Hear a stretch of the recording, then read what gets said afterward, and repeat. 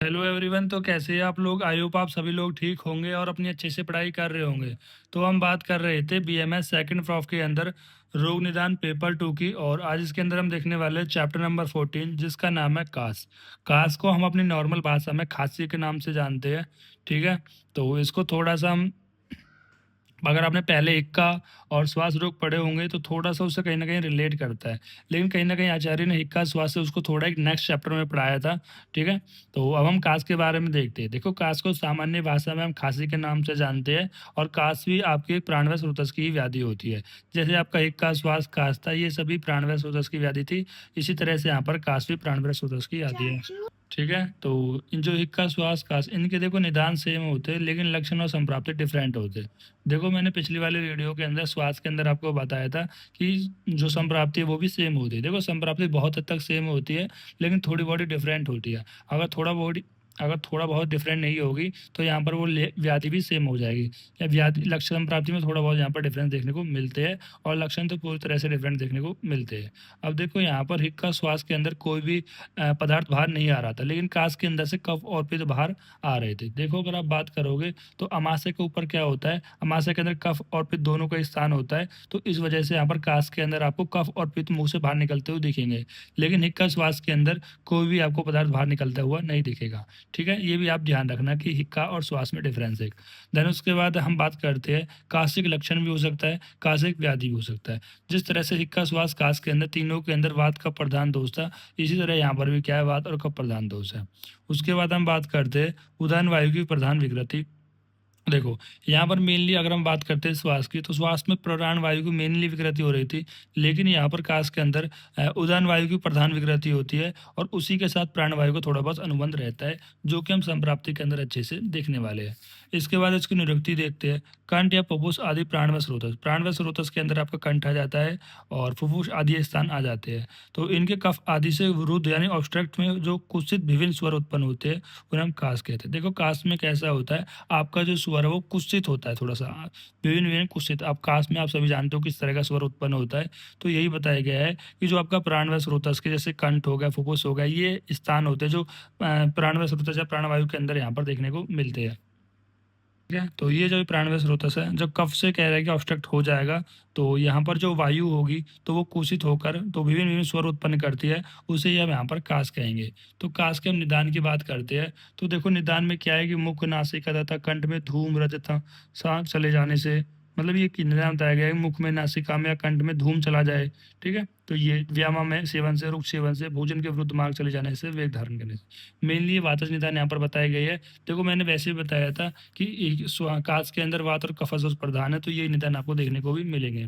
संप्राप्ति क्या है, निदानों का सेवन करने से। देखो, निदानों का सेवन क्या, तो उसे जो प्राण व स्रोत उसमें क्षय वैगुण्य मिली। क्षय वैगुण्यता का मतलब क्या होता है कि जहाँ पर आपकी स्रोतों से विकृति मिलती है। ठीक है, तो प्राण व स्रोतस में क्षय वैगुण्य मिली, तो वहां पर कफ के द्वारा प्राण व स्रोतस में अवरोध तथा दूषित प्राणवायु को प्राण व स्रोतस में वेगपूर्ण गमन। देखो, पहले आप समझो वात प्रकोप का, कि मैंने बताया कि निदानों के सेवन से क्या हुआ, वात प्रकोप हुआ। अब वात में जो अपान वायु थी, अपान वायु की ऊर्ध्व गति हो उदान वायु के साथ। देखो, अपान वायु कहाँ पर रहती है, निचले स्थान पर रहती है। ठीक है, तो अपान वायु की यहाँ पर क्या हो गई कि जो नीचे की ओर गति होती है वो ऊपर की ओर आने लगी, तो जिसकी वजह से वो उदान वायु के साथ मिल जाती है और प्राणवायु को दूषित कर देती है। हुआ कि एक्चुअली जो उदान वायु नीचे रहने वाली थी, वो अब ऊपर रह रही है। ठीक है, और ऊपर किसका स्थान है, उदान वायु का स्थान है, तो वो उदान वायु के साथ मिलके प्राण वायु को दूषित कर देती है, जिससे क्या होगी, प्राण वायु की दुष्टि होगी। तो प्राण वायु का यहाँ पर अनुगत होना, मतलब प्राण वायु के साथ यहाँ पर जो उदान वायु उसका अनुगत है उसके साथ, देन ये हुआ। देन और यहाँ पर जो कफ के द्वारा प्राण व स्रोत में अवरोध हो रहा है, और यहाँ पर क्या था, हमारा कफ दोष भी तो प्रकोपित था। तो कफ के द्वारा क्या हो रहा है कि जो प्राण व स्रोत में उसमें अवरोध उत्पन्न हो रहा है, तो दूषित प्राणवायु को प्राण व स्रोत के वेग पूर्वक गमन, तो जिसकी वजह से क्या होगा, देखो, कफ ने क्या करा, प्राण व स्रोत के जो मार्ग को अवरोध कर दिया। भाई, प्राणवायु क्या है, प्राणवायु मेनली आपकी गैसेस को निकालने में, लेने में मदद करती है। प्राणवायु निकलनी चाह रही थी, लेकिन कफ ने क्या कर दिया, उस प्राणवायु स्रोतस का मार्ग को अवरोध कर दिया।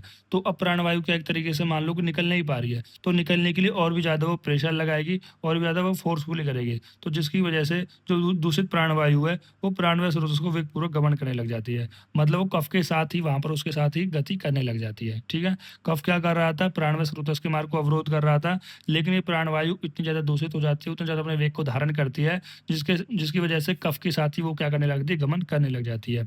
अब वो कफ के साथ बाहर निकलेगी वायु, भाई वायु तो निकलेगी, तभी तो आपको सांस आएगी और बाहर जाएगी, और जब वायु निकलेगी तो वो एक प्रेशर चाहिए उसको, और जब वो प्रेशर से निकलेगी वो वायु, तो वहाँ पे विभिन्न विभिन्न कास्य के साथ यहाँ पर ध्वनि उत्पन्न देखने को मिलेगी। उसी को हम यहाँ पर क्या कहते हैं, उसी को यहाँ पर हम कास कहते हैं। भाई एक बार फिर से समझो संप्राप्ति। संप्राप्ति में एक्चुअली क्या होता है कि आपके वात और कफ दोष प्रकोपित होते हैं, मतलब वात और कफ दोष प्रकोपित होते हैं, तो वात प्रकोपित हुआ। वात में भी 5 प्रकार की वायु होती है, प्राणवायु, उदान वायु, शमान वायु, व्यान वायु, अपान वायु। अपान वायु की जो गति होती है वो नीचे की ओर होती है, लेकिन अपान वायु प्रकोपित होकर ऊपर की ओर चली जाए, यानी कि जो नीचे का स्थान था वो ऊपर रहने चला जाए। और ऊपर किसका स्थान होता है, उत्तर प्रदेश में चेस्ट रीजन में उदान वायु का।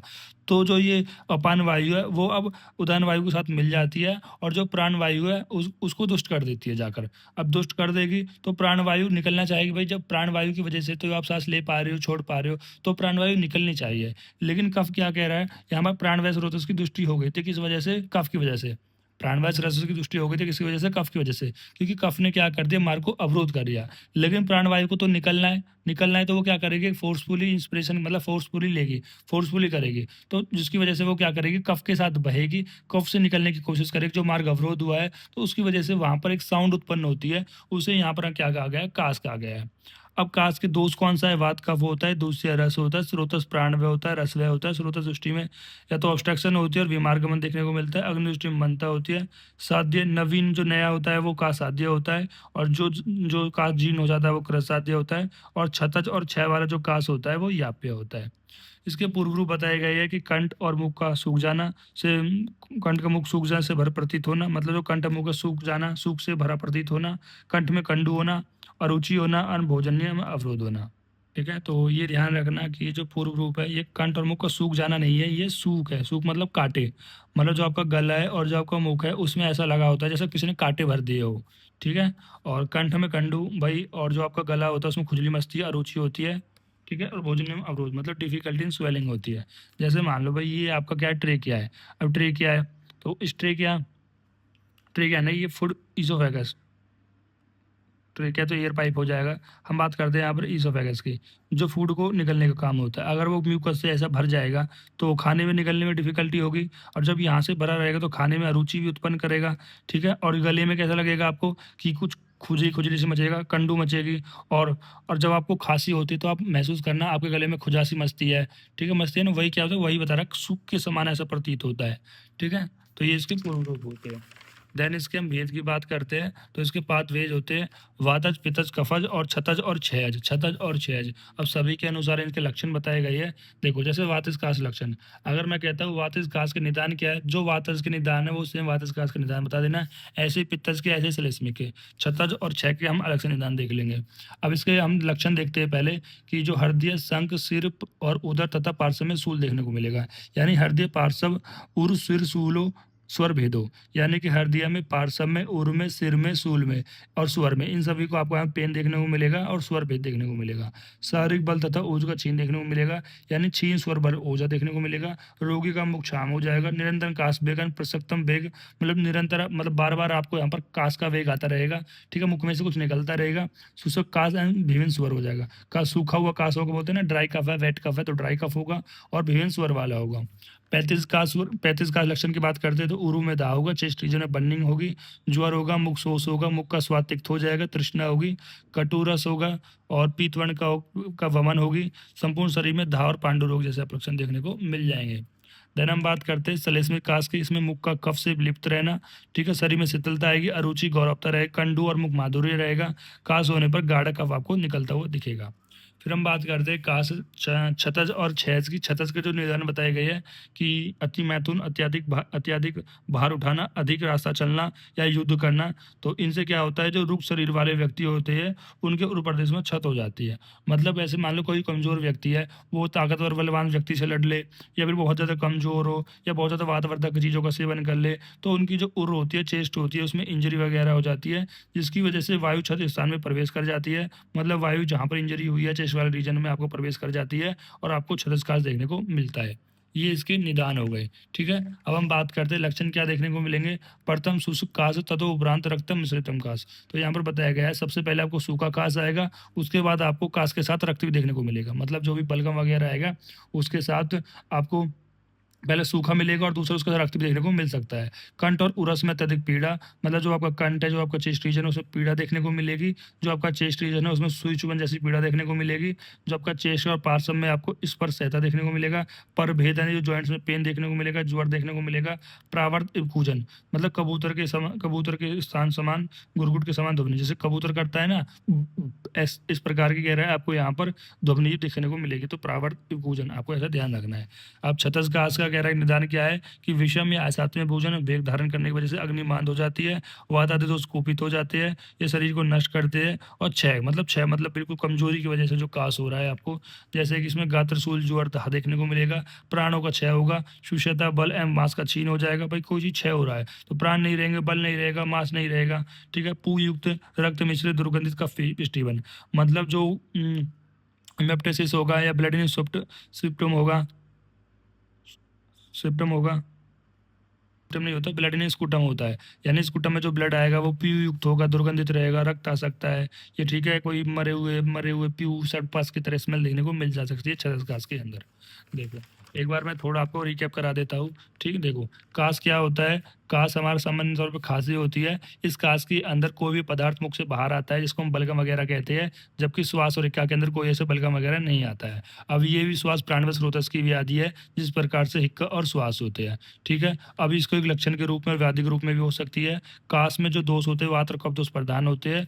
इसमें बताया गया है कास की जो निरुक्ति बताई गई है, जब प्राणमय स्रोतस कफ से अवरुद्ध हो जाता है तो जो हमारी वायु होती है वो निकलने की कोशिश करती है, तो उसकी वजह से कुत्सित विभिन्न प्रकार के स्वर उत्पन्न होती है, उसे कास कहते हैं। कास के निदान मेनली वातज निदान बताई गई है। संप्राप्ति में देखो, अब वात प्रकोपित होती है तो जो अपान वायु होती है वो नीचे नीचे का जो स्थान होता है वो अपने स्थान को छोड़कर उदान वायु के पास जाती है और उदान वायु के साथ मिलकर प्राणवायु स्रोत को दूषित करती है और प्राणवायु स्रोत की दुष्टि हो जाती है और वहां पर जो कफ होता है वो मार्ग को अवरोध कर देता है, प्राणवायु निकलने की कोशिश करती है और इसकी फोर्सफुल निकलने की वजह से वहां पर वो कफ के साथ बहने लग जाती है और एक प्रकार की आवाज आती है। ठीक है, अलग अलग प्रकार की आवाज आती है, उसे कास कहते हैं। पूर्व रूप क्या होते हैं कि जो आपका जो कंठ है और जो आपका मुख है उसमें ऐसे लगे कांटे भरे हुए होते हैं बिल्कुल, और आपके जो गले में खुजली मच सकती है, रुचि हो सकती है और भोजन में डिफिकल्टी इन स्वेलिंग देखने को मिल सकती है।